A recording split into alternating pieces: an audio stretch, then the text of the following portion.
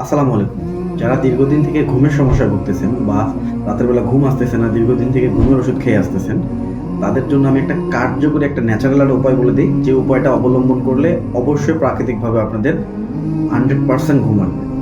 সেটা হচ্ছে যে প্রথমে মনে রাখতে হবে যে আমাদের স্ট্রেস এবং দুশ্চিন্তার কারণে কিন্তু আমাদের ব্রেনে অ্যাড্রিনালিন এবং কর্টিসল হরমোনগুলো রিলিজ হয়, এবং এই হরমোনগুলো আমাদেরকে ঘুমাতে দেয় না বা আমাদের রাতের বেলা সজাগ রাখে। তো বাজারে ইপসম লবণ নামে এক ধরনের লবণ পাওয়া যায়, এগুলো আপনারা বিভিন্ন ধরনের সুপার শপে পেয়ে যাবেন। এই ইপসম লবণ আপনারা সংগ্রহ করে ইপসম লবণটা প্রতিদিন রাতের বেলা ঘুমানোর আগে অবশ্যই কুসুম গরম পানিতে 1 বোল পানির মধ্যে আপনাদের 2 পা 10 থেকে 15 মিনিট পর্যন্ত ভিজিয়ে রাখবেন। অবশ্যই 10 থেকে 15 মিনিট ভিজিয়ে রাখবেন এবং তারপরে আপনারা ঘুমাতে যাবেন। এই যে ইপসম লবণ আপনারা পায়ে কুসুম গরম পানি দিয়ে ভিজিয়ে রাখলেন, এটা আমাদের শরীরে কি করবে? এটা আমাদের শরীরে যে ঘুম আনয়ন করে একটা হরমোন, তার নাম হচ্ছে মেলাটোনিন। এই মেলাটোনিনের পরিমাণ অনেক পরিমাণে বাড়িয়ে দিবে বা মেলাটোনিন প্রোডাকশনটা তৈরি করবে।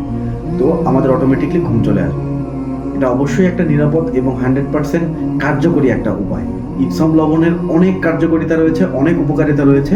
আমি এর পরের ভিডিওতে ইপসম লবণ সম্পর্কে আরও বিস্তারিত আপনাদেরকে জানাবো ইনশাআল্লাহ। ইপসম লবণ দিয়ে যাদের পাইলসের সমস্যা রয়েছে, অনেক কার্যকরী ভূমিকা পালন করে এই ইপসম লবণ পাইলস থেকে সেরে ওঠার জন্য। আশা করি বুঝতে পেরেছেন। দেখা হচ্ছে পরের ভিডিওতে। আসসালামু আলাইকুম।